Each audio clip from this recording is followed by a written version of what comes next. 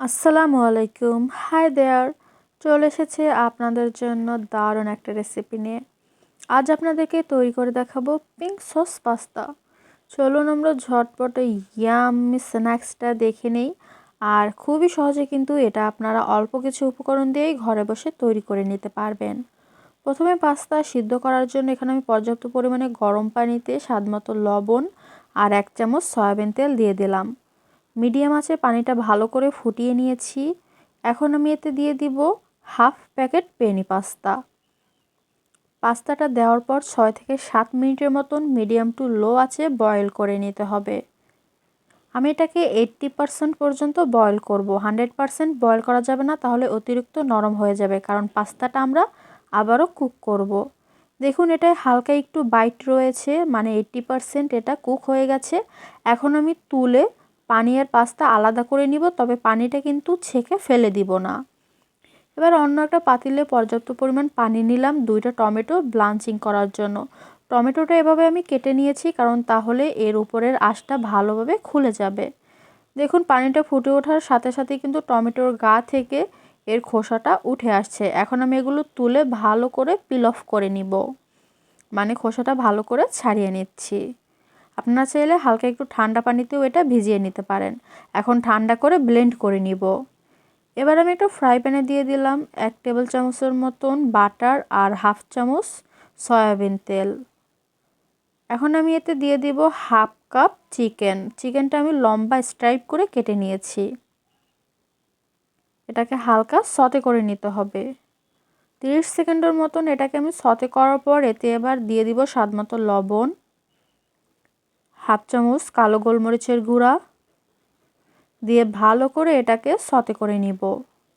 মাংস থেকে যে পানি বের হবে তাতেই এটা আমি কুক করে নিব। আলাদা এক্সট্রা কোনো পানি দেব না, কারণ এটা পরে আবার সসের সাথে আমরা কুক করব।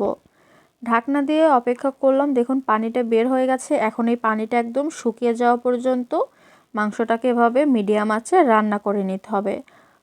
ভিউয়ার্স, আমার মাংসটা রেডি। আমি এখন এক সাইডে মাংসটাকে সরিয়ে নিয়ে এখানে 1 কাপের মতন 3 কালারের ক্যাপসিকাম দিয়ে দিচ্ছি। এবার সাইড থেকে মাংসটা তুলে নিব।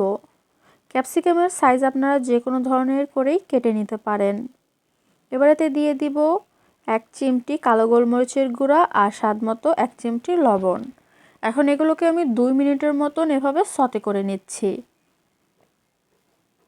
এগুলো সতে করা হয়ে গেছে। এবার আমি মাংসটা আবার এর সাথে দিয়ে একসাথে আর 30 সেকেন্ডের মতন সতে করে নেব, যাতে ক্যাপসিকামের মধ্যে মাংসের ফ্লেভারটা যেতে পারে।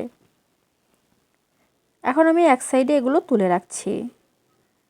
এবার আমি যে পাস্তা সেদ্ধ করার পর পানিটা রেখে দিয়েছিলাম, সেখান থেকে 2 কাপ পরিমাণ পানি নিয়ে এতে গুঁড়ো দুধ আমি গুলিয়ে নিব। এভাবে যদি পাস্তা সেদ্ধ করার পানিটা আপনারা রেখে দেন, তাহলে পাস্তায় ইউজ করার পর এর স্বাদ আরও বেশি কিন্তু বেড়ে যাবে, মানে পাস্তার স্বাদ বেড়ে যাবে।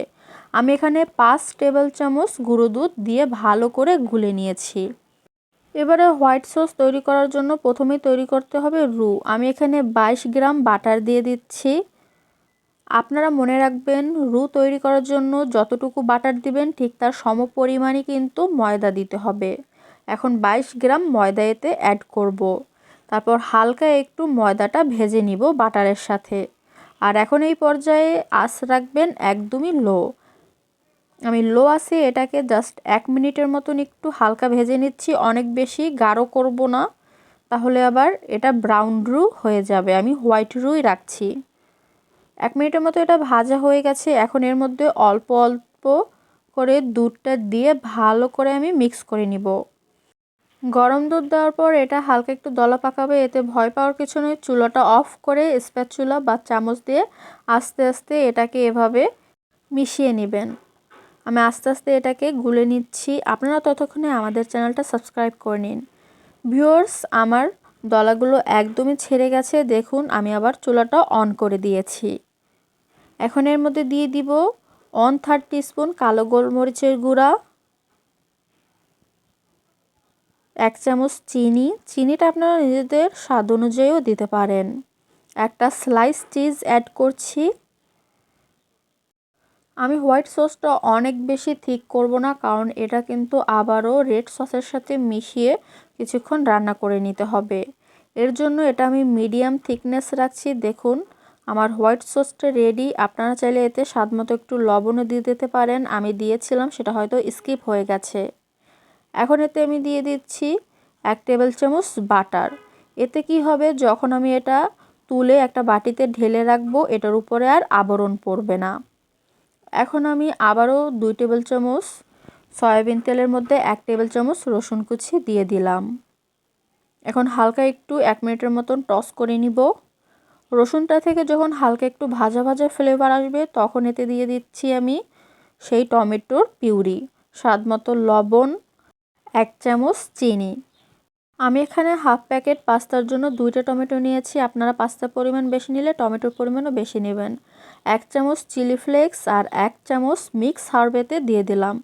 মিক্স হার্ব না দিলে কিন্তু পাস্তা থেকে আপনারা ইটালিয়ান ফ্লেভারটা পাবেন না। 1 টেবিল চামচ টমেটো সসও অ্যাড করলাম, অথবা আপনারা চাইলে শুধু অরিগানোও কিন্তু এতে ইউজ করতে পারেন।